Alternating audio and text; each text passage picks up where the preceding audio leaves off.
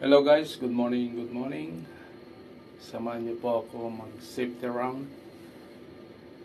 Duty po ako ngayon, kaya mag-perform po tayo ng safety round during the night. Unang ginagawa ko po, tatawag ako sa bridge to inform somebody there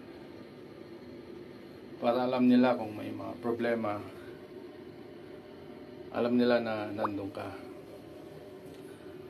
And then, mag-check po tayo ng pressure, temperatures sa main engine, generator, pressure ng bomba,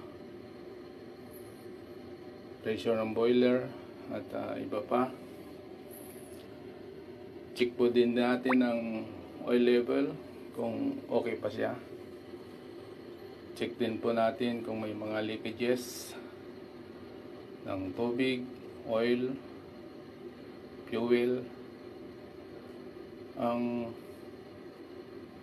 importante during the safety round ay mag-ingat, complete PPE, personal protective equipment,